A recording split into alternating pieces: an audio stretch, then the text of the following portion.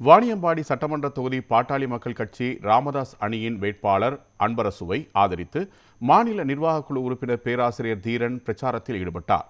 திருப்பத்தூர் மாவட்டம் வாணியம்பாடி தொகுதியில் பாட்டாளி மக்கள் கட்சி ராமதாஸ் அணியின் வேட்பாளர் அன்பரசுக்கு ஆதரவாக மாநில நிர்வாகக் குழு உறுப்பினர் பேராசிரியர் தீரன் பிரச்சாரம் மேற்கொண்டார். பேருந்து நிலையம் அருகே நடந்த கூட்டத்தில் உரையாற்றிய அவர், தமிழகத்தில் நீண்டகாலம் ஆட்சி செய்த கட்சிகள் இலவசங்கள் மூலம் மக்களை சார்ந்த நிலைக்கு தள்ளியதாக விமர்சித்தார். ராமதாஸ் நடத்திய போராட்டங்களால் இஸ்லாமியர்களுக்கு இடஒதுக்கீடு கிடைத்ததுடன் பல சமூகங்களுக்கு உரிமைகள் பெற்று தந்ததாக கூறினார்.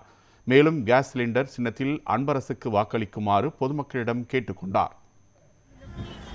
வாக்காள வள்ளல்களே, பெரியோர்களே, தாய்மார்களே, வீட்டுக்கு ஒருவருக்கு வேலை வாய்ப்பில்லை, இலவசம் இலவசம் என்று சொல்லி தருகின்ற அந்த பணம் கூட அவர்கள் ஊழல் செய்து உங்களுக்கு கொடுக்கின்ற பணமே தவிர வேறு அவர்களுடைய வீட்டு சொந்த பணம் அல்ல. எனவே இந்த கட்சிகளுக்கு நீங்கள் வாய்ப்பு பலமுறை கொடுத்திருக்கிறீர்கள்.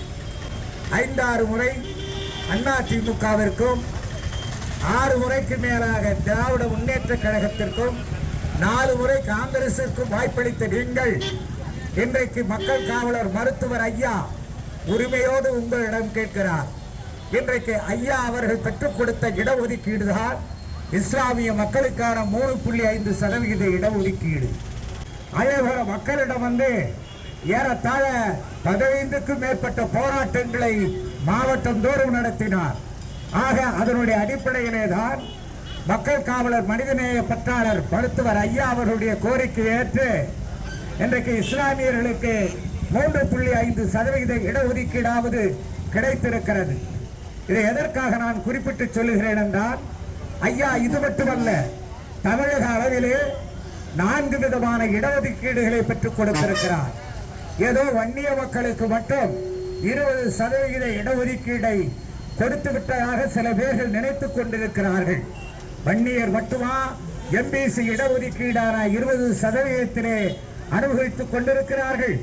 இன்றைக்கு சலவை தொழிலாளர்கள், முடி திருத்துவோர், செக்காடுகின்ற வாணிய சிட்டிமார்கள், நரிக்குறவர் சமுதாயம், ஏன் கலைஞர் கருணாநிதியினுடைய இசைவேளாளர் சமுதாயம் கூட அந்த எம்பிசி பட்டியலிலே 117 சாதிகளிலே ஒரு சாதி